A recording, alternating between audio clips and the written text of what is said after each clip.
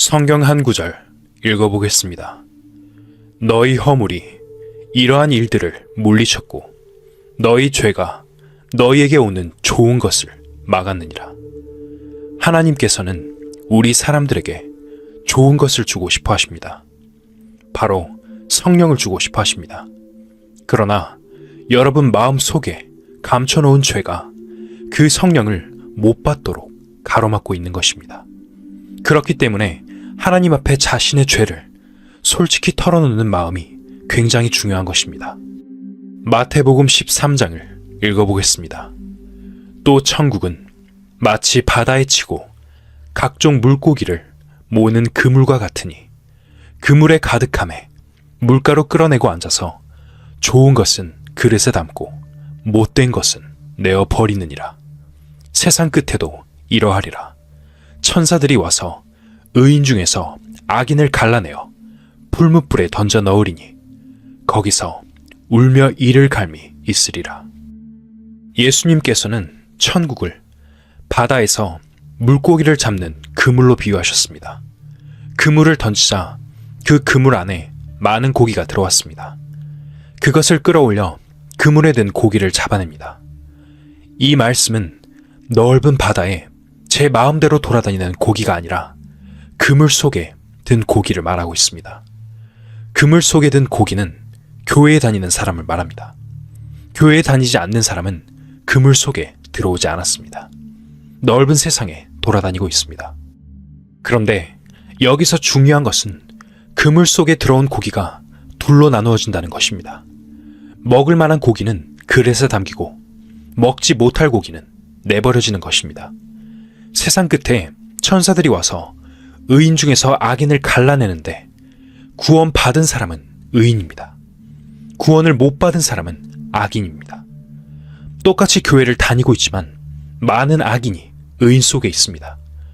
교회에 다니고 있으면서 여전히 하나님께 죄를 용서받지 못한 사람은 악인입니다. 죄사함을 못 받은 사람은 갈라내어서 풀무불, 즉 지옥에 던져버립니다. 혹시 여러분 중에 열심히 교회를 다녔지만 아직도 죄가 해결되지 않았고 죄사함을 완전히 받지 못했으면 악인에 속한 것입니다. 성경에서 말하는 의인과 악인은 사람의 행동 여하에 달려있는 것이 아닙니다. 행동을 잘한다고 해서 의인이고 행동을 잘 못한다고 해서 악인이 아닙니다. 가인은 악인입니다. 아벨은 의인입니다. 자기의 의의를 드러내고 자기가 잘한 것처럼 여기는 것은 다 악인에 속한 것입니다. 하나님이 보실 때에 의인과 악인이 이렇게 구별되는 것입니다. 갈라디아서 5장을 읽어보겠습니다.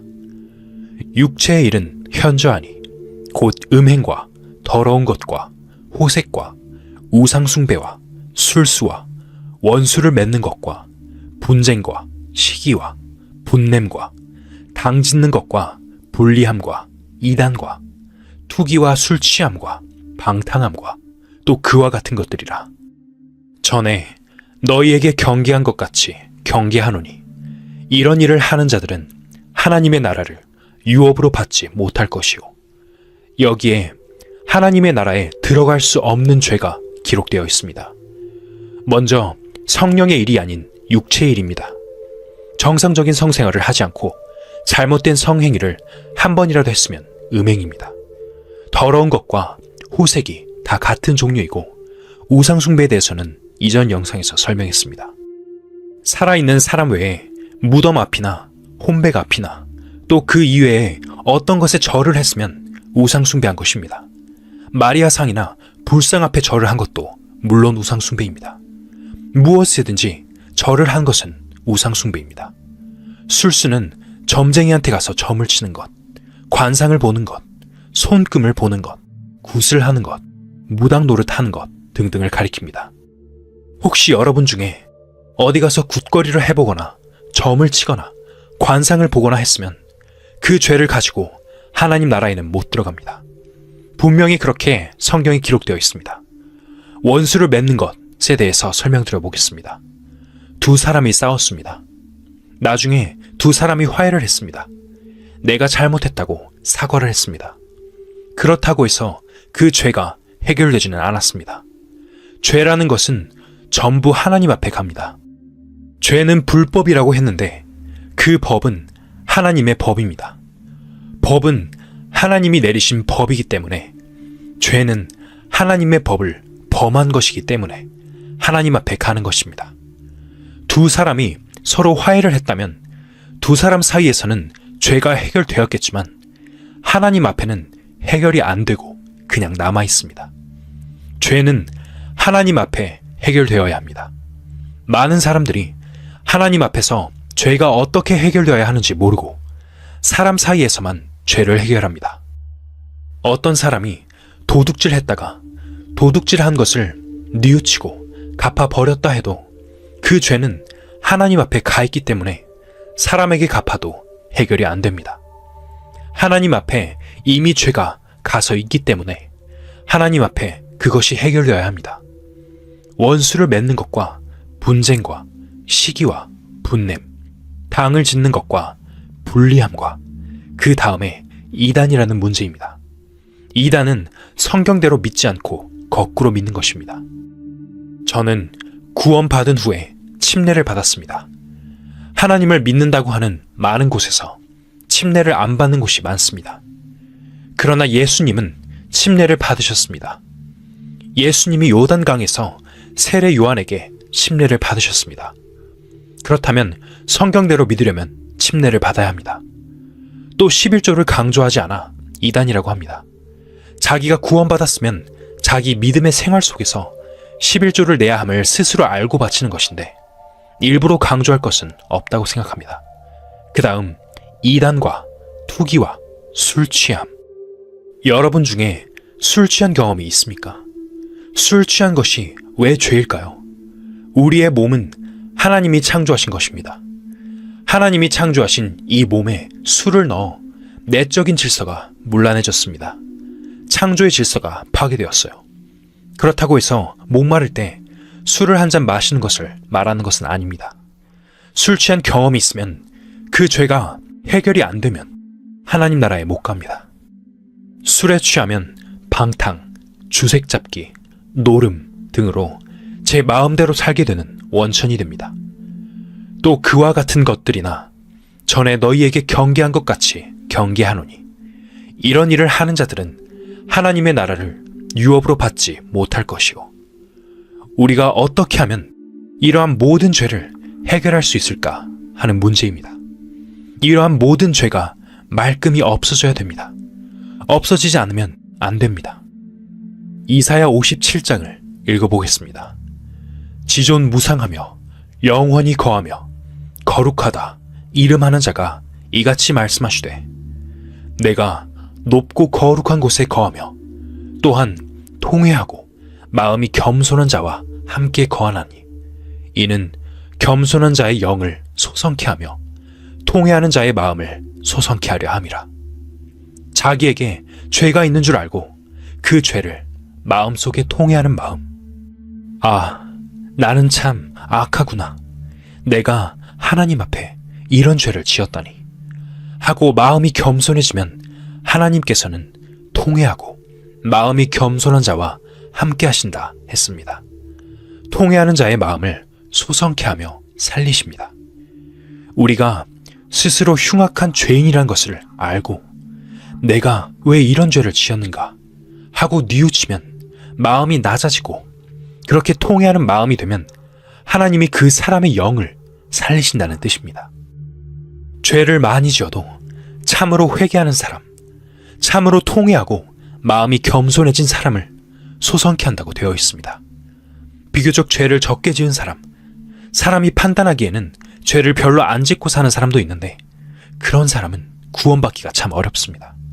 마음속에 통회하는 마음이 일어나지 않기 때문입니다. 회개하는 마음이 일어나지 않습니다. 오직 악인은 능히 안정치 못하고 그 물이 진흙과 더러운 것을 늘 솟쳐내는 요동하는 바다와 같으리니 바다에 바람이 잔잔할 때는 파도가 치지 않습니다. 그러면 그 물이 깨끗하고 조용합니다. 그러나 파도가 치면 그 파도 치는 물에 가라앉았던 온갖 것이 다 떠오릅니다. 사람들의 마음 속에는 안정이 없습니다. 걱정, 근심이 안에서 솟아오르고 탄식이 올라오고 한숨을 짓게 되고 어떤 때는 남을 향해서 화가 막 일어나서 견딜 수 없습니다. 안정이 없는 것입니다. 안정이 없는 마음이 죄인의 마음입니다. 여러분 마음 속에 안정이 없는 이유가 무엇입니까? 죄 때문에 그렇습니다. 내 하나님의 말씀에 악인에게는 평강이 없다 하셨느니라. 악인에게는 평강이 없습니다.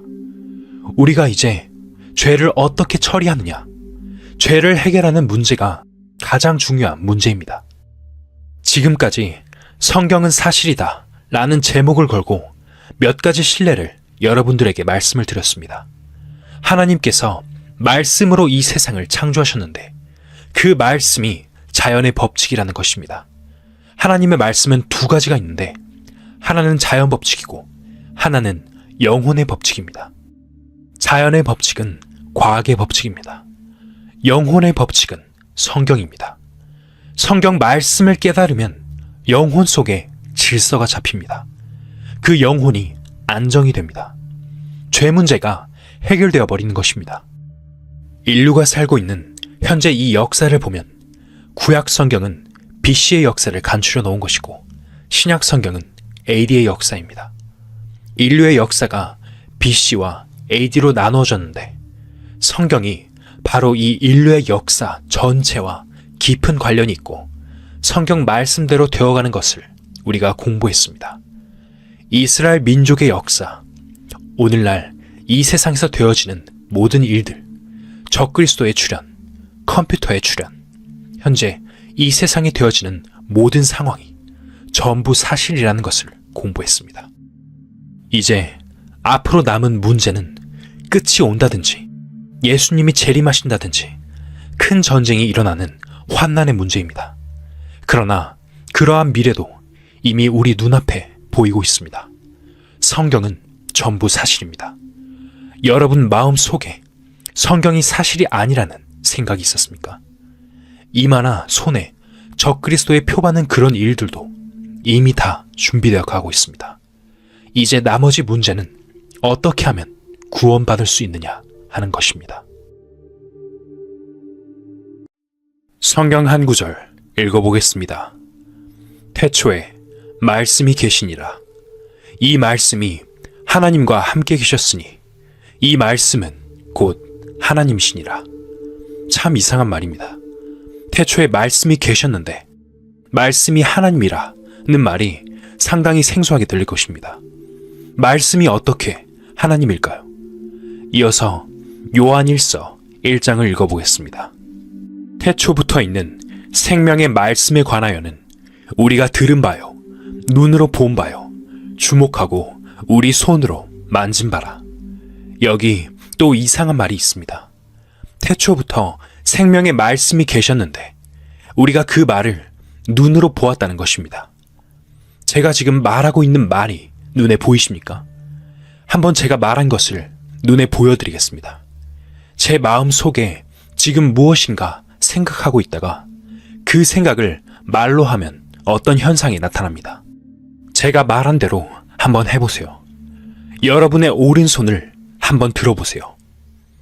여러분은 지금 제 말을 눈으로 봤습니다. 여러분이 손을 들었습니다. 제가 마음속에 생각하는 것을 말하니까 어떤 현상이 나타난 것입니다. 그것이 말을 본다는 뜻입니다. 여러분, 제가 말한 대로 한번 또 해보세요. 옆에 있는 아무 물건이나 손으로 만져보세요. 이것 또한 역시 제가 말한 것을 손으로 만진다는 뜻입니다. 자동차는 어떻게 만들어졌을까요? 과학자의 마음 속에 설계된 그대로 자동차가 만들어지고 사람들이 그것을 만집니다. 자동차에게는 과학자의 말이 법칙입니다. 비행기도 마찬가지입니다. 비행기가 나타나면 만지기도 하고 보기도 합니다. 모든 과학적인 제품은 전부 과학자의 마음 속에 있는 말입니다. 어느 날 그 말이 만질 수 있고 들을 수 있고 볼 수 있게 나타난 것입니다. 태초부터 있는 하나님의 말씀을 우리가 눈으로 보고 손으로 만졌다는 것이 바로 그 뜻입니다. 요한복음 1장을 다시 읽어보겠습니다.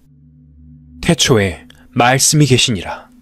이 말씀이 하나님과 함께 계셨으니 이 말씀은 곧 하나님이시니라.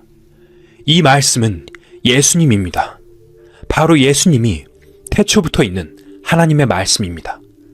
하나님 안에 있는 말씀이에요. 어느 날 그 말씀이 인간의 몸을 입고 이 세상에 나타난 것입니다. 하나님의 말씀이라고 하고 하나님의 아들이라고 합니다. 그 예수님을 통해서 하나님의 말씀이신 예수님을 통해서 사람들이 구원받게 되어 있는 것입니다.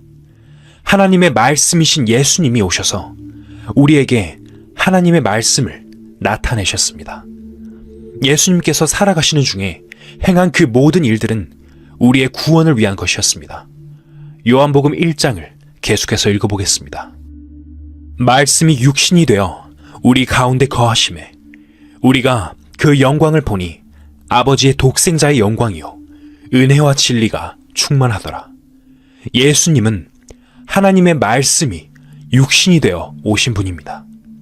저희가 묻되 우리가 어떻게 하여야 하나님의 일을 하오리까?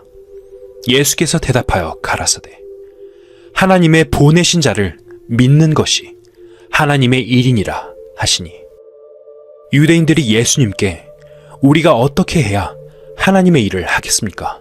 라고 물었습니다. 그들을 향해 예수님께서는 이렇게 대답하셨습니다. 하나님의 보내신 자를 믿는 것이 하나님의 일이니라. 하나님의 말씀을 육신으로 보낸 것입니다.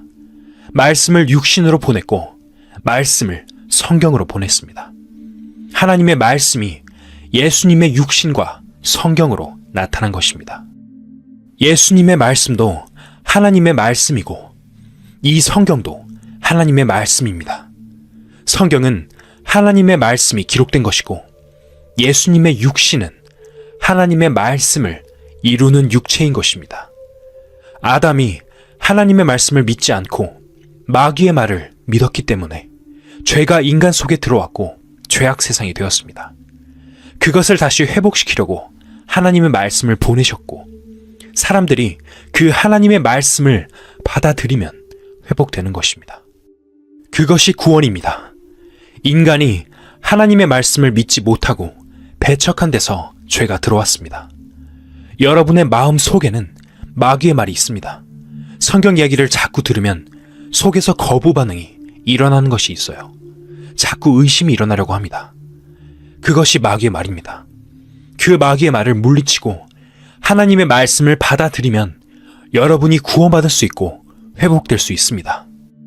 하나님의 말씀을 믿지 못해서 죄악 세상이 되었으니까 하나님의 말씀이 와서 다시 회복시키는 것입니다.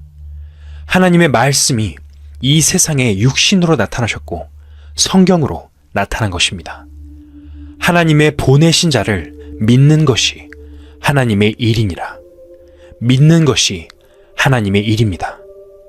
자, 이제 그럼 무엇을 어떻게 믿어야 할까요?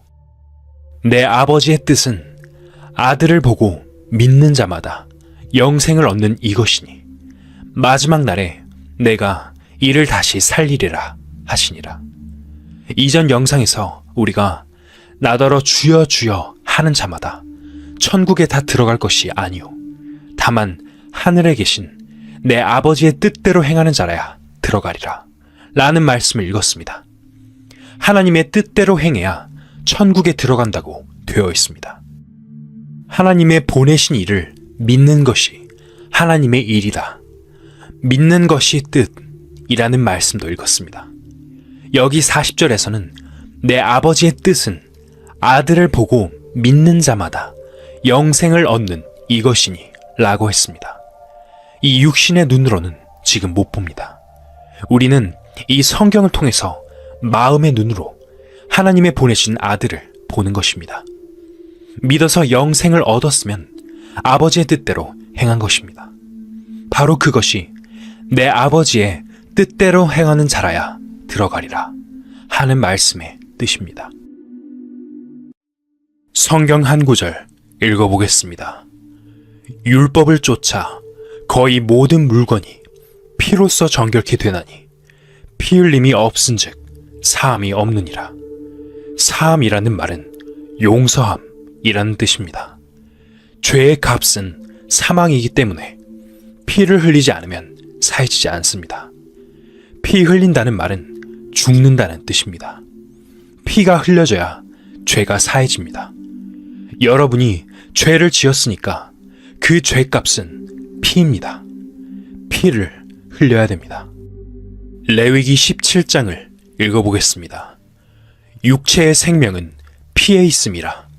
내가 이 피를 너희에게 주어 단에 뿌려 너희의 생명을 위하여 속하게 하였나니 생명이 피에 있으므로 피가 죄를 속하느니라.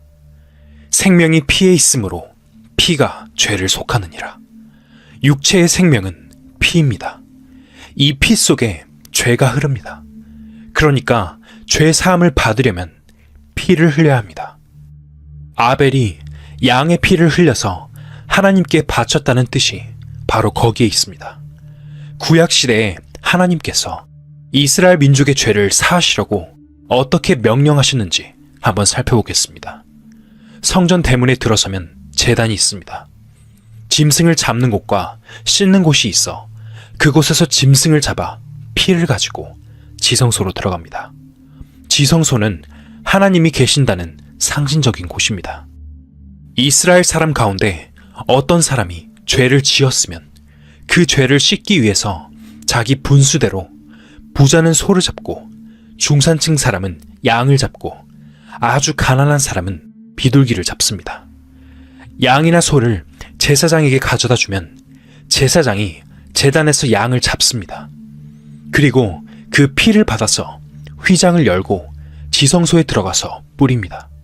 그러면 제물을 바친 사람의 죄가 사해진다는 뜻입니다. 그렇지만 이것은 비유입니다. 비유이기 때문에 실제로는 그렇게 해서 영원한 죄 사함을 얻을 수 없다고 성경에서는 말하고 있습니다. 히브리서 10장을 읽어보겠습니다. 율법은 장차 오는 좋은 일의 그림자요 참 형상이 아니므로 해마다 늘 드리는 바 같은 제사로는 나아오는 자들을 언제든지 온전케 할 수 없느니라. 성전의 제사 제도는 율법입니다. 율법적인 제사인데 이것은 그림자에 불과하고 참 것이 아니기 때문에 이것이 완전한 죄사함을 주지는 못한다고 말합니다. 이어서 4절을 읽어보겠습니다. 이는 황소와 염소의 피가 능히 죄를 없이 하지 못함이라. 제사는 상징적인 것이기 때문에 죄를 없이 할 수는 없습니다. 단지 하나의 비유로 주신 것입니다. 그 다음 5절을 보겠습니다. 그러므로 세상에 임하실 때에 가라사대 하나님이 제사와 예물을 원치 아니하시고 오직 나를 위하여 한 몸을 예비하셨도다. 이 짐승의 피로서는 죄를 없이 할 수 없기 때문에 죄를 없이 할 수 있는 피를 가진 한 몸을, 사람과 같은 몸을 하나 준비하셨다고 말씀하신 것입니다. 사람과 같은 몸을 준비하셨습니다.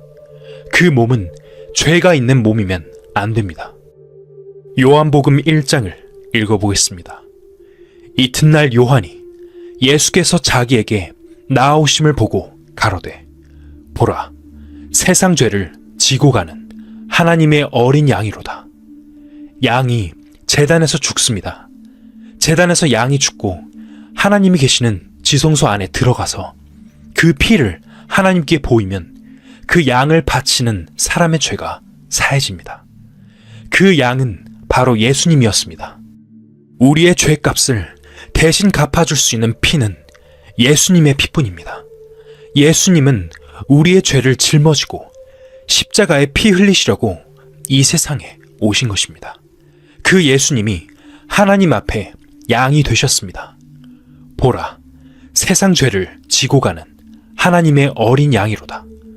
예수님이 십자가에서 흘린 그 피로써 여러분의 죄가 사실은 용서가 되어 있습니다. 여러분의 죄값 때문에 피를 흘리신 것입니다. 고린도후서 5장을 읽어보겠습니다.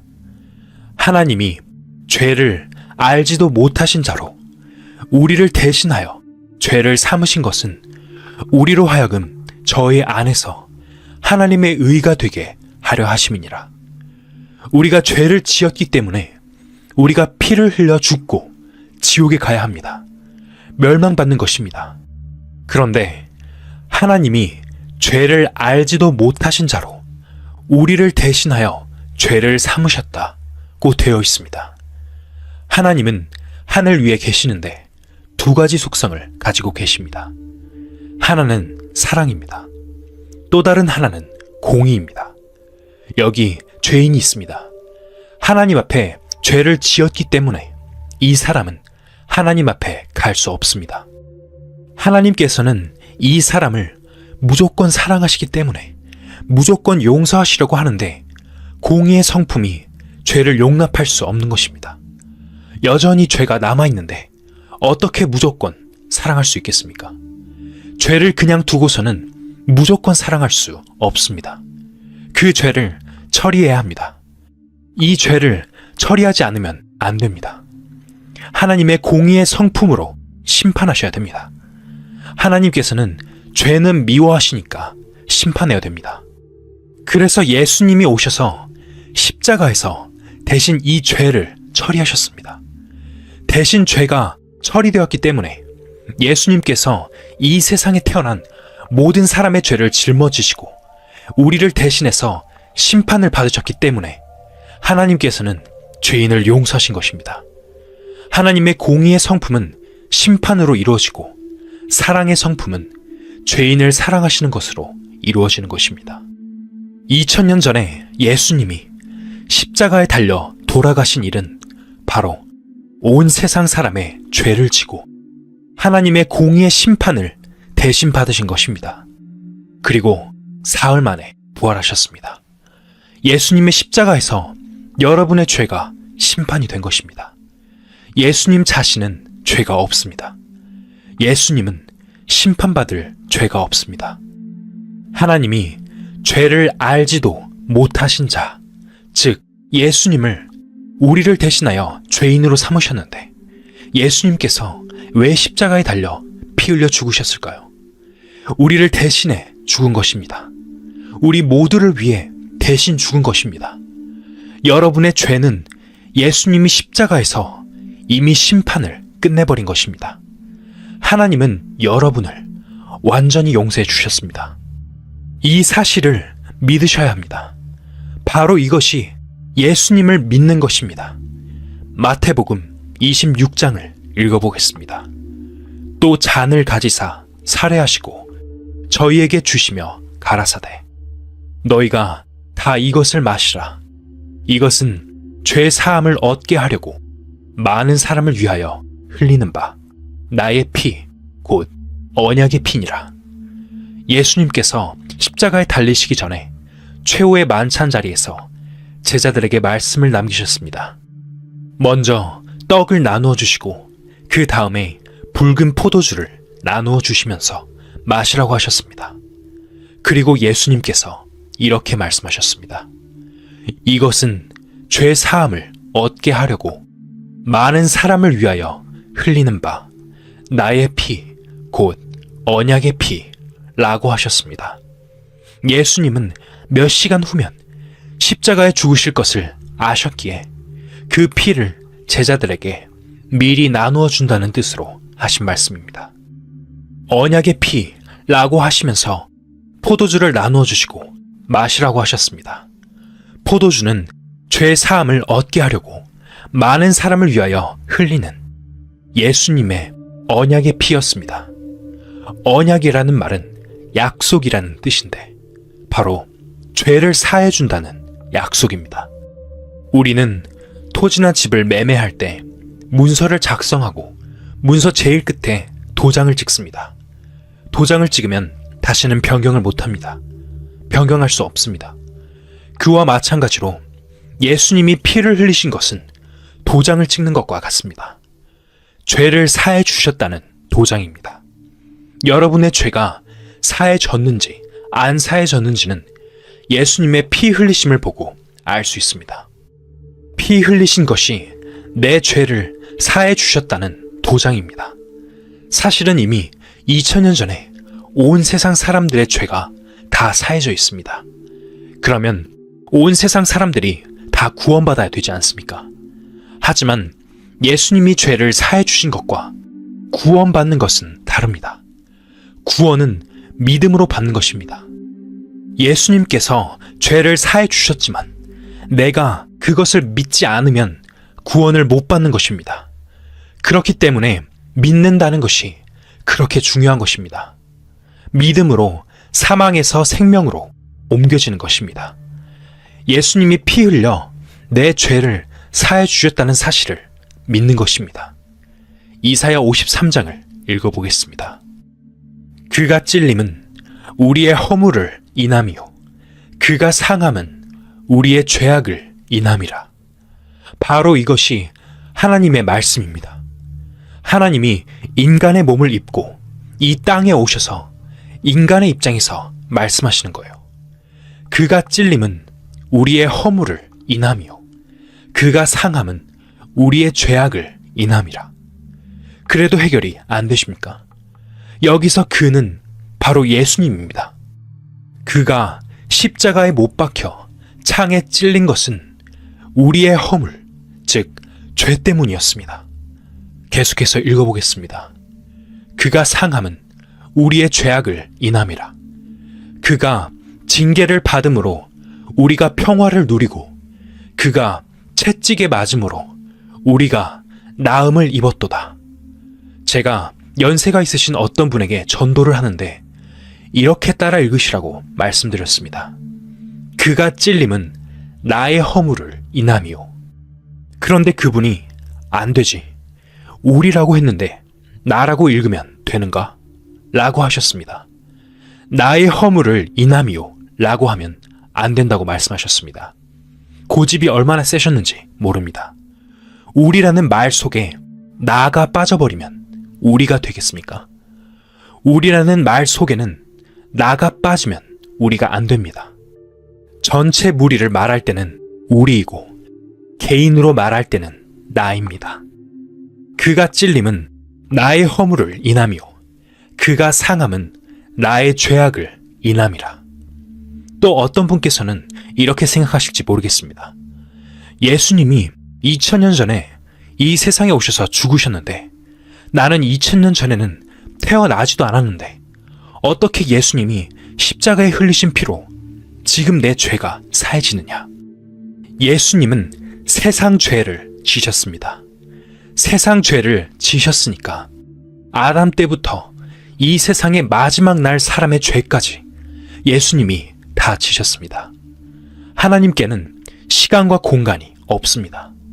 하나님에게는 2000년 전과 2000년 후의 구별이 없습니다.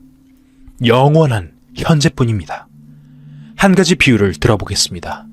여기 개미 한 마리가 기어갑니다. 개미 한 마리가 1m 정도 기어간다고 하면 한참 걸릴 것입니다. 그런데 사람이 보면 이 끝과 저 끝이 한눈에 동시에 보입니다. 그런 것과 마찬가지로 하나님의 시각에서는 아담 때와 지금의 세상이 동시에 있는 것입니다. 예수님이 2000년 전에 십자가에서 돌아가셨고 나는 지금 현재에 살지만 예수님은 온 세상 죄를 지셨기 때문에 2000년 전에 내가 이미 예수님 안에 있었습니다. 예수님이 지신 그 십자가와 내 죄가 함께 있었습니다. 그렇기 때문에 예수님이 2000년 전에 십자가에 돌아가실 때 이미 내 죄가 사해진 것입니다. 이것은 창조주이신 하나님만이 하실 수 있는 것입니다. 하나님께서는 이 세상 모든 사람의 죄를 예수님을 통해서 단번에 심판해 놓으셨습니다. 히브리서 9장을 읽어보겠습니다. 염소와 송아지의 피로 아니하고 오직 자기 피로 영원한 속죄를 이루사 단번에 성소에 들어가셨느니라. 구약 시대에는 염소나 송아지를 잡아 제사를 드렸는데 그것은 비유였고 오직 자기 피로, 즉 예수님 자신의 피로 영원한 속죄를 이루시고 단번에 성소에 들어가셨습니다. 제단에서 짐승을 잡으면 대제사장이 이 피를 가지고 지성소에 들어가는데, 지성소는 하나님이 계시는 하늘을 의미합니다.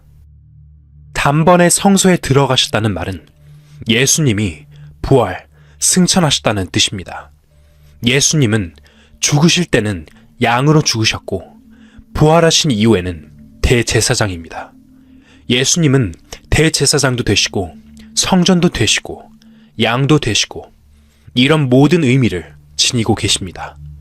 부활 승천하신 예수님은 대제사장으로서 십자가에 흘린 그 피를 가지고 하나님 앞에 가셨습니다. 그래서 영원한 속죄, 우리의 죄가 영원히 용서되어 버렸습니다. 예수님이 자기 피로 우리 죄값을 지불하고 사버렸습니다. 그래서 속죄라고 합니다.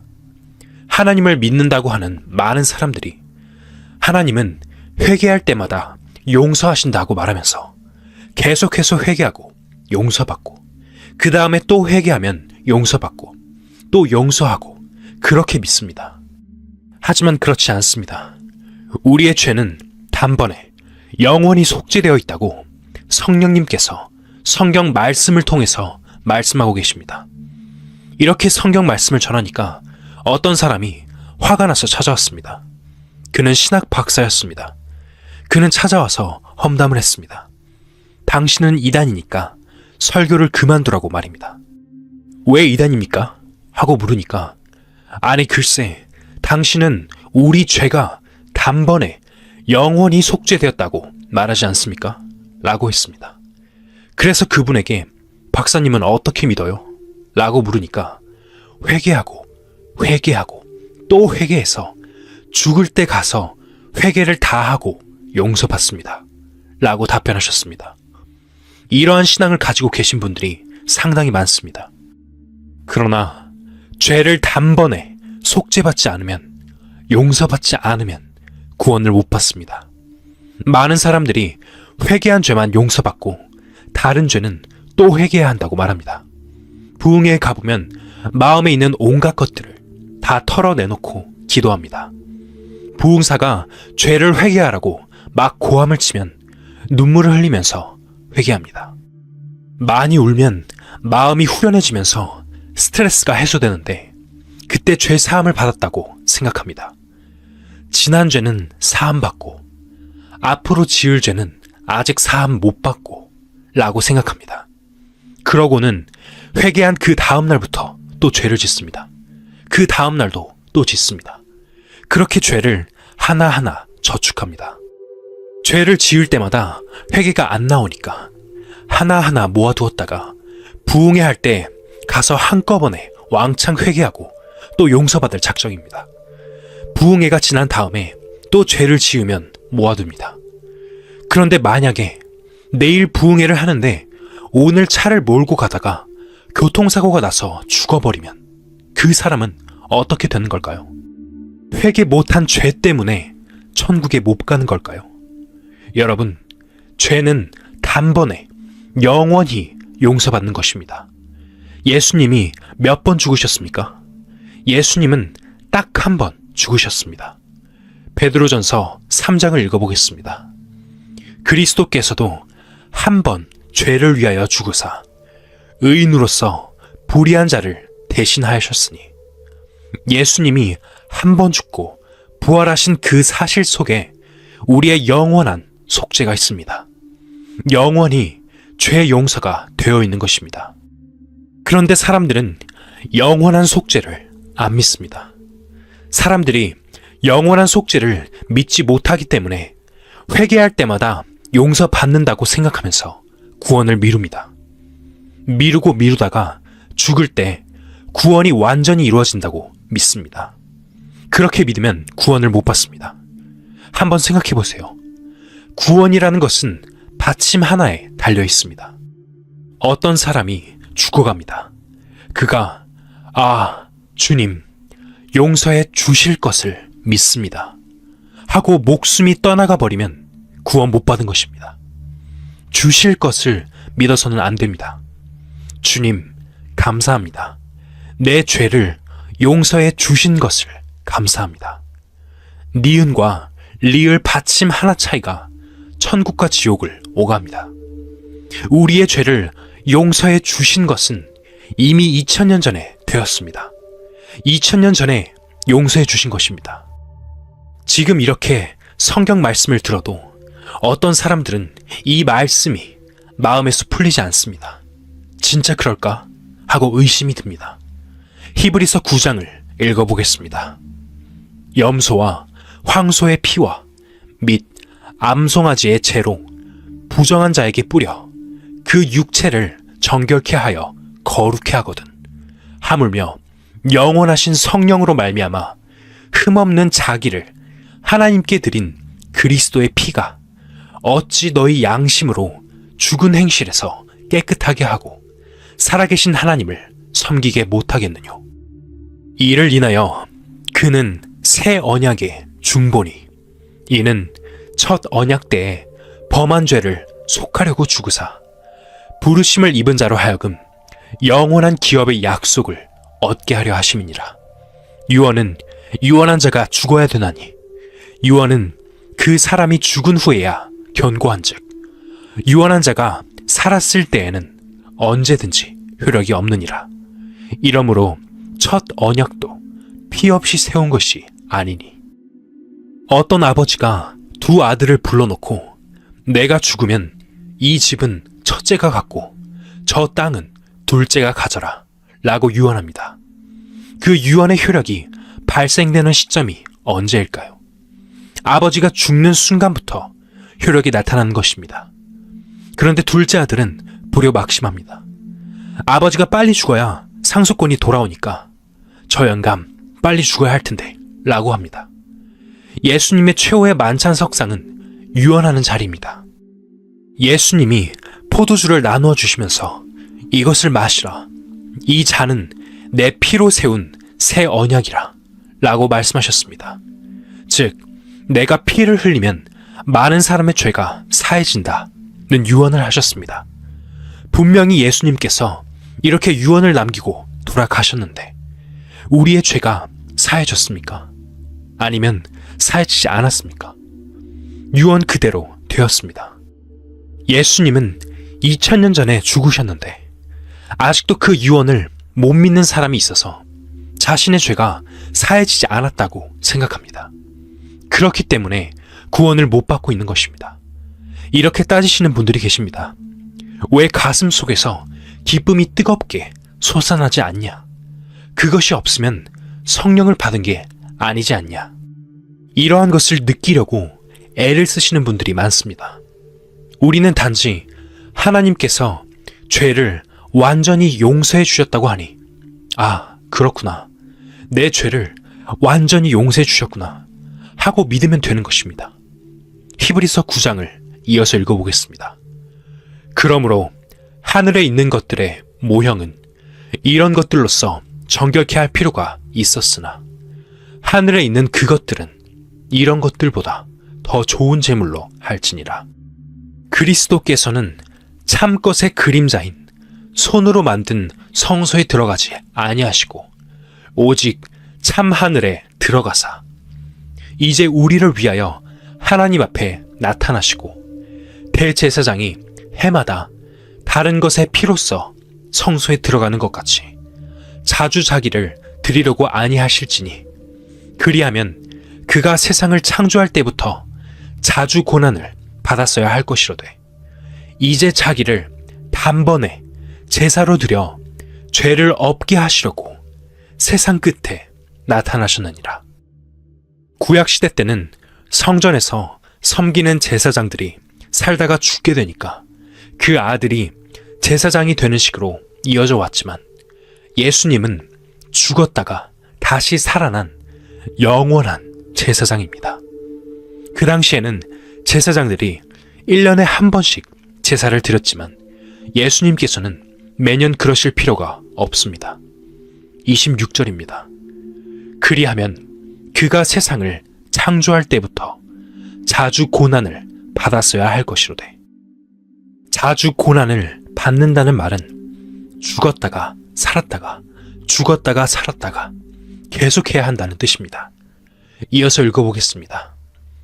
이제 자기를 단번에 제사로 드려 죄를 없게 하시려고 세상 끝에 나타나셨느니라. 유대인의 기준에서 보면 예수님이 오신 때가 세상 끝에 해당합니다. 여기 자기를 단번에 제사로 드려 죄를 없게 하시려고 라고 기록되어 있습니다. 나 자신은 지금도 죄를 짓지만 예수님이 십자가에 돌아가심으로써 우리 죄가 없어져 있는 것을 말하는 것입니다. 27절을 읽어보겠습니다. 한 번 죽는 것은 사람에게 정하신 것이요 그 후에는 심판이 있으리니 이 세상 사람은 태어나서 살다가 한 번은 죽습니다. 그 다음에는 심판이 있습니다. 그 다음 28절입니다. 이와 같이 그리스도도 많은 사람의 죄를 담당하시려고 단번에 들이신 바 되셨고, 예수님이 들이셨다는 말은 예수님이 심판받으셨다는 뜻입니다. 우리를 대신해서 심판을 받으신 것입니다. 우리 죄를 담당하시려고 단번에 십자가에서 죽으시고 우리 죄를 용서해 주신 것입니다. 이어서 읽어보겠습니다. 구원에 이르게 하기 위하여 죄와 상관없이 자기를 바라는 자들에게 두 번째 나타나시리라. 여기서 말하는 구원은 육신의 구원을 의미합니다. 죄와 상관없이 재림하시는 예수님을 기다리는 사람들에게 나타나신다는 말씀입니다. 죄 하면서 예수님을 기다리다 보면 요한계시록 16장 15절에 있는 말씀대로 예수님께서 도적같이 오실 때 부끄러움을 당합니다. 죄와 상관없이 죄 사함을 받았다는 확신 속에서 기쁜 마음으로 주님을 맞이해야 합니다. 누가복음 23장을 읽어보겠습니다. 달린 행악자 중 하나는 비방하여 가로되 내가 그리스도가 아니냐 너와 우리를 구원하라 하되 하나는 그 사람을 꾸짖어 가로되 내가 동일한 정죄를 받고서도 하나님을 두려워 아니하느냐 우리는 우리의 행한 일에 상당한 보응을 받는 것이니 이에 당연하거니와 이 사람의 행한 것은 옳지 않은 것이 없느니라 하고 가로되 예수여 당신의 나라에 임하실 때 나를 생각하소서 하니 예수께서 이르시되 내가 진실로 내게 이르노니 오늘 내가 나와 함께 낙원에 있으리라 하시니라. 예수님이 십자가에 달리실 때 예수님이 가운데 십자가에 달리셨고 양쪽에 두 강도가 달렸습니다. 이때 왼편 강도가 예수님을 비방합니다. 내가 하나님의 아들이라고? 내가 하나님의 아들이라면 펄쩍 뛰어내려서 너도 구원하고 우리도 좀 구원해주면 어때? 하고 힐난했습니다. 그런데 오른편 강도는 그 사람을 꾸짖으면서 내가 동일한 정죄를 받고서도 하나님을 두려워 아니하느냐? 우리는 우리의 행한 일에 상당한 보응을 받는 것이니 이에 당연하거니와 이 사람의 행한 것은 옳지 않은 것이 없느니라 고 했습니다. 같은 강도지만 오른편 강도는 십자가에 달려있는 동안에 예수님이 하신 말씀을 듣고 예수님의 태도를 보면서 이 사람은 죄가 없는 사람이구나 하고 그 사실을 알았습니다. 예수님이 죄가 없다는 것을 아는 동시에 이 사람이 하나님의 아들이구나 하고 순간적으로 믿었습니다. 그래서 비방하는 강도를 책망하면서 우리는 강도 짓을 했으니까 당연하지만 이 사람은 무슨 죄가 있느냐? 이 사람은 죄가 하나도 없는데 당하고 있지 않느냐? 라고 말한 것입니다. 42절을 다시 읽겠습니다. 가로되 예수여 당신의 나라에 임하실 때 나를 생각하소서 하니 이 사람은 오랫동안 예배당을 다닌 사람도 아니고 헌금 한 번 낸 일이 없고 기도도 한 번 하지 않았고 찬송을 부른 적도 없고 아무것도 한 일이 없는 사람이었습니다. 43절을 이어서 읽겠습니다. 예수께서 이르시되 내가 진실로 내게 이르노니 오늘 내가 나와 함께 낙원에 있으리라 하시니라. 이 사람은 구원을 받았습니다. 구원받은 사람이 죽으면 가는 곳이 낙원이기 때문입니다. 구원을 못 받은 사람은 죽으면 음부에 갑니다. 구원받기 위해서 평생 예수를 믿어야 되는 것은 아닙니다. 기도를 많이 해야 구원받는 것이 아니고 헌금을 많이 해야 구원받는 것도 아닙니다. 그런 것과는 전혀 상관없습니다. 구원은 순간적으로 믿어버리면 되는 것입니다. 이 강도는 구원받을 만한 행위를 한 적이 없습니다. 구원받을 만한 행위가 없지만 예수님과 십자가에 달려서 죽는 순간에 믿어버리니까 즉시 구원받게 된 것입니다. 여러분 중에도 이 세상을 어떻게 살아왔든지, 무슨 죄를 짓고 살아왔든지 그것이 문제가 아닙니다.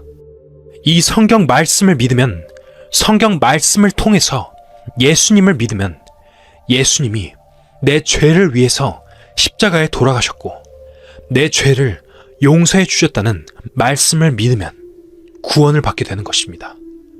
하나님께 얼마나 감사합니까? 평생 죄를 짓고 살았어도 마음에 뉘우치고 예수님을 믿기만 하면 구원받습니다. 구원 못 받을 사람이 어디 있겠습니까? 그러나 믿음이 오지 않으면, 믿어지지 않으면 구원이 되지 않습니다. 믿는다는 것이 그렇게 중요한 문제인 것입니다. 여러분 마음 속에 믿음이 오지 않고 있으면, 믿어지지 않고 있으면 무언가가 가로막고 있는 것입니다. 그것은 거짓말이다. 이 성경은 거짓말이다. 성경이 거짓말이 아니고 이 사실을 믿지 못하게 무언가가 내 마음 속에 생각을 일으켜서 성경이 거짓말이라고 생각하게 만드는 것입니다. 구원이 느껴져야 한다는 것도 거짓말입니다. 그냥 믿으면, 믿어지면 되는 것입니다. 누가복음 15장에는 세 가지 비유가 있습니다. 하나는 잃은 양을 찾는 목자, 또 하나는 돈을 잃어버린 여자가 돈을 찾는 비유입니다. 목자는 예수님을 말하고 돈을 찾는 여자는 교회를 말합니다. 성령을 말하는 것입니다. 마지막 비유는 아버지가 아들을 찾는 비유, 아버지가 잃어버린, 없어진 아들을 찾는 비유인데, 이 이야기 속에서 하나님께서 우리 사람을 어떻게 생각하시는지를 살펴볼 수 있습니다. 이번 시간에 한번 자세히 알아보도록 하겠습니다. 누가복음 15장을 읽겠습니다. 예수께서 말씀하셨다. 어떤 사람에게 아들이 둘 있는데 작은 아들이 아버지에게 말하기를, 아버지, 재산 가운데서 내게 돌아올 몫을 내게 주십시오 하였다. 그래서 아버지는 살림을 두 아들에게 나누어 주었다. 며칠 뒤에 작은 아들은 제 것을 다 챙겨서 먼 지방으로 가서 거기서 방탕하게 살면서 그 재산을 낭비하였다. 그가 모든 것을 탕진했을 때 그 지방에 크게 흉년이 들어서 그는 아주 궁핍하게 되었다. 그래서 그는 그 지방의 주민 가운데 한 사람을 찾아가서 몸을 의탁하였다. 그 사람은 그를 들로 보내서 돼지를 치게 하였다. 그는 돼지가 먹는 쥐엄 열매라도 좀 먹고 배를 채우고 싶은 심정이었으나 그에게 먹을 것을 주는 사람이 없었다. 그제서야 그는 제정신이 들어서 이렇게 말하였다.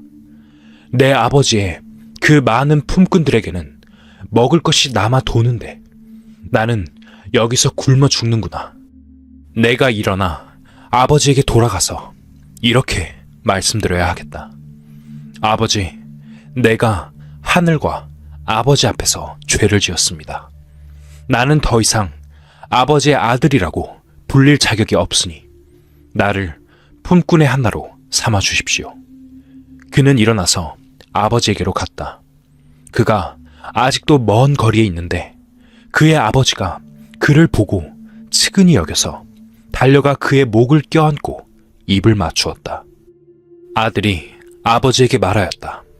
아버지, 내가 하늘과 아버지 앞에 죄를 지었습니다. 이제부터 나는 아버지의 아들이라고 불릴 자격이 없습니다. 그러나 아버지는 종들에게 말하였다. 어서 가장 좋은 옷을 꺼내서 그에게 입히고 손에 반지를 끼우고 발에 신을 신겨라. 그리고 살찐 송아지를 끌어내다가 잡아라. 우리가 먹고 즐기자. 나의 이 아들은 죽었다가 살아났고 내가 잃었다가 되찾았다. 그래서 그들은 잔치를 벌였다. 여기 2명의 아들이 있는데 둘째 아들이 아버지에게 조릅니다. 아버지, 내게 돌아올 몫을 미리 주십시오. 하고 자꾸 졸라댑니다. 그래서 마음 좋은 아버지가 그래? 어차피 나중에 너에게 주려고 했으니 여기 가져가라. 하고 그 살림을 나누어 주었더니 아들은 그것을 다 팔아 돈을 가지고 아버지를 떠나 멀리 갔습니다. 제 멋대로 살고 싶어서 멀리 갔습니다. 그렇게 먼 나라에 가서 돈을 막 써버렸습니다. 술도 마시고 유흥업소에도 가고 노름도 해서 아버지께 받은 돈을 다 날려버리고 결국 거지가 되었습니다. 돈은 없고 배가 고파서 어떤 부잣집에 가서 일할 테니 좀 먹여달라고 했습니다. 배가 고파 죽겠다고 그랬더니 그들은 돼지치는 일을 맡겼습니다. 돼지치기가 되었어요. 여기에 나온 아버지는 하나님입니다. 둘째 아들은 누구일까요? 바로 아담의 피를 이어받아 살면서 끝없이 죄를 짓는 우리 죄인을 말합니다. 맏아들은 유대인들을 말하는 것입니다. 여기서 둘째 아들이 돼지치기가 되었다는 것이 무슨 뜻일까요? 사람들이 하나님을 떠나서 자기 육신만을 위해서 산다는 뜻입니다. 욕심도 많고 자기 혼자만 아는 이 육신을 위해 사는 사람의 삶이 돼지치기의 삶과 같습니다. 여러분들도 오늘까지 이 세상을 살아왔는데 어떻게 하면 잘 먹고 어떻게 하면 잘 입고 어떻게 하면 부자가 되고 어떻게 하면 재미있게 잘 살아볼까 어떻게 즐길까 하며 살아왔습니다. 그것이 돼지치기 노릇하는 것입니다. 그런데 어느 날 둘째 아들이 배가 고파서 견딜 수 없었습니다. 어느 날 돼지우리에 기대앉아 곰곰이 생각을 합니다. 하늘에 둥근 달이 떠서 훤하구나. 아, 내 고향에도 저 달이 비추겠지. 나는 여기서 배가 고파 굶어 죽게 되어 큰일 났구나. 하고 생각하다가 문득 에라 모르겠다. 집으로 돌아가 보자. 돌아가서 아버지께 아들 자격이 없으니까 이제는 아들 노릇 안 할 테니 배불리 먹을 수라도 있게 품꾼이나 시켜달라고 사정해보자. 이렇게 품꾼 노릇을 하려고 생각합니다. 품꾼 노릇해서 배나 채우려고 합니다. 그런 생각으로 집으로 돌아갑니다. 여기서 품꾼이란 어떤 사람을 가리킬까요? 내가 열심히 하고 마음이 조금 놓이면 품꾼입니다. 지금까지 여러분 중 많은 분들이 기도라는 품살이를 해왔습니다. 헌금을 열심히 하면 마음이 놓이는 그것이 품꾼입니다. 둘째 아들이 결심을 합니다. 이제 절대로 아들 노릇 못하겠습니다. 품꾼이 되겠습니다. 이렇게 결심을 하고 집으로 돌아갑니다. 그런 반면에 이제는 아버지 편에서 한번 생각해 보겠습니다. 아버지는 아들이 떠날 때에 신신당부했습니다. 어디에 가든지 몸 건강하게 지내고 사업 잘해서 잘 지내는 소식을 전해라. 가끔 찾아오기도 하고 편지도 해라. 아들은 네, 그렇게 하겠습니다. 하고 갔는데 아무리 기다려도 소식이 없습니다. 편지도 오지 않고 찾아오지도 않는 아들이 된 거예요. 완전히 잃어버린 아들이 되었습니다. 이 아들이 과연 누구일까요? 바로 우리 자신입니다. 우리는 하나님 앞에 잃어버린 아들이 된 것입니다. 죄인이라는 말입니다. 그래서 아버지가 아주 궁금하게 생각하던 차에 풍문에 이런 소식이 온 것입니다. 아이고, 참 안 되었어요. 댁의 아들이 그만 거지가 되었어요. 지금 누구 집에서 돼지치기를 하고 있습니다. 이 아버지는 엄청난 부자입니다. 하나님이 얼마나 큰 부자입니까? 그 소식을 들은 날부터 아버지는 그 아들 생각에 잠이 오지 않습니다. 집에는 품꾼도 많이 있어서 배부르게 먹고 모든 가족들이 풍부하게 사는데 자기 아들은 멀리 가서 배고프고 못 먹고 입지도 못하고 남의 돼지를 친다고 생각하니 기가 막히는 것입니다. 이 아버지는 귀한 아들이 고생스러우면 돌아올까 싶어서 매일 기다립니다. 혹시 오는가 싶어서 대문 밖에 나가 손을 머리에 얹고 매일매일 기다려도 안 옵니다. 밤이 되면 대문을 활짝 열어놓고 아들이 밤에 살짝 와서 음식이라도 먹고 갈까 싶어 음식 준비를 해놓고 기다리는 아버지의 심정. 그러던 어느 날 그는 일어나서 아버지에게로 갔다. 그가 아직도 먼 거리에 있는데 그의 아버지가 그를 보고 측은히 여겨서 달려가 그의 목을 껴안고 입을 맞추었다. 아버지 편에서 달려갔습니다. 아버지는 멀리에서도 저기 힘없이 발걸음을 터벅터벅 옮기며 다가오는 자식을 알아봅니다. 걸어온 것을 보니 자기 아들이 틀림없습니다. 아버지가 달려갔습니다. 목을 안고 입을 맞추었는데 남의 집 돼지를 치고 온 사람이니 돼지 냄새, 돼지 똥 냄새가 얼마나 심하겠습니까? 냄새가 코를 찌르고 세수도 제대로 하지 않아 몰골이 형편없는데 막 달려가 목을 덥석 안고 입을 맞추었다고 했습니다. 이는 제대로 닦았겠습니까? 입에서도 냄새가 날 텐데 말입니다. 이것이 하나님의 사랑입니다. 죄인들을 향하신 하나님의 사랑입니다. 하나님은 우리 죄인들이 냄새나고 더럽고 악하지만 그런 것에 대해서 아무 말씀도 하지 않으시고 나무라지 않으십니다. 그것이 하나님의 마음입니다. 하나님은 죄는 미워하셔도 죄인, 즉 죄를 지은 사람 자체는 사랑하십니다. 부모들이 자식이 아무리 죄를 지어도 그 아들이 죽는다든지 병들어 있으면 슬퍼하지 않습니까? 그러한 점에 있어서 하나님은 우리의 부모와 비교할 수도 없습니다. 21절을 읽겠습니다. 아들이 아버지에게 말하였다. 아버지, 내가 하늘과 아버지 앞에 죄를 지었습니다. 이제부터 나는 아버지의 아들이라고 불릴 자격이 없습니다. 저는 너무나 죄가 많기 때문에 아들이라 할 수 없습니다. 나를 품꾼의 하나로 보세요. 하려고 하는데 아버지가 그 입을 막아버렸습니다. 쓸데없는 소리 하지 말아라 하면서 아버지는 종들에게 제일 좋은 옷을 내어다가 입히라 라고 명했습니다. 좋은 옷이 무슨 옷이겠습니까? 바로 구원의 옷입니다. 손에 반지를 끼우고 반지는 약속이라는 뜻입니다. 발에 신을 신겨라. 에베소서 6장에 보면 복음의 신에 대한 이야기가 있습니다. 살찐 송아지를 끌어내다가 잡아라. 우리가 먹고 즐기자. 이 살찐 송아지는 예수님입니다. 예수님의 십자가 안에서 하나님 아버지와 죄인이 만나는 것입니다. 이어서 읽겠습니다. 살찐 송아지를 끌어내다가 잡아라. 우리가 먹고 즐기자. 나의 이 아들은 죽었다가 살아났고 내가 잃었다가 되찾았다. 그래서 그들은 잔치를 벌였다. 자, 여러분, 우리가 하나님을 만나는 장소는 예수님의 십자가입니다. 예수님의 십자가에서 우리의 죄가 해결되었기 때문에 그곳에서 하나님을 만날 수 있는 것입니다. 아들이 돌아와서 아버지, 잘못했습니다. 용서해 주십시오. 하고 막 울고불고 빌어서 용서를 했습니까? 아니면 그 아들이 돌아오기 전에 이미 용서를 했습니까? 아들이 돌아오기 전에 이미 용서해 놓았습니다. 그것이 하나님의 마음입니다.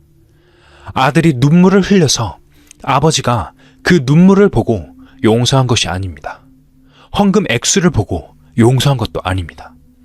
여러분이 하나님을 모를 때, 여러분이 하나님 찾기도 전에 하나님은 2000년 전에 이미 용서해 놓았습니다.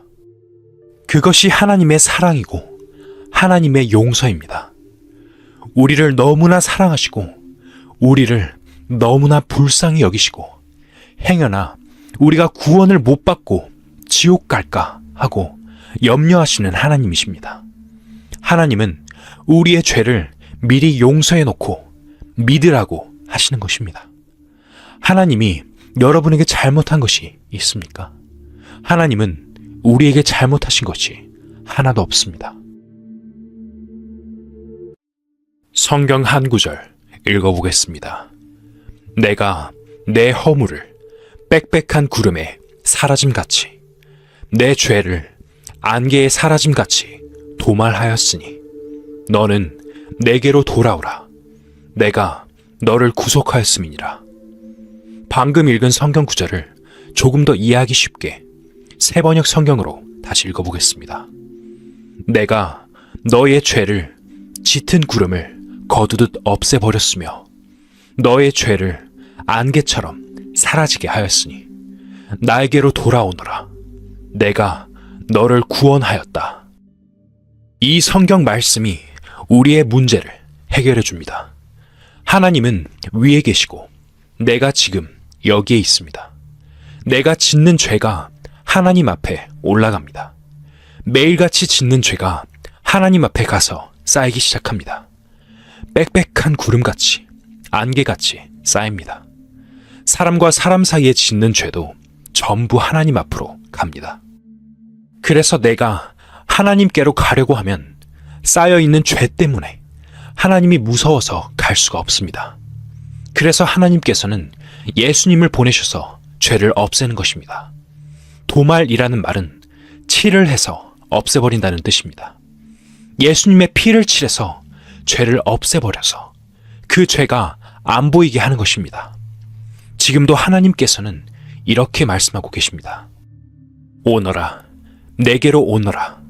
이제 내 죄가 도말되었다. 오너라, 죄가 없어졌지 않았느냐. 오너라 하십니다. 겁내지 말고 오라고 하십니다. 다시 한 번 더 읽겠습니다. 내가 내 허물을 빽빽한 구름에 사라짐같이 내 죄를 안개에 사라짐같이 도말하였으니 너는 내게로 돌아오라. 내가 너를 구속하였음이니라. 이 말씀을 보면 우리 죄는 이미 없어져 있습니다.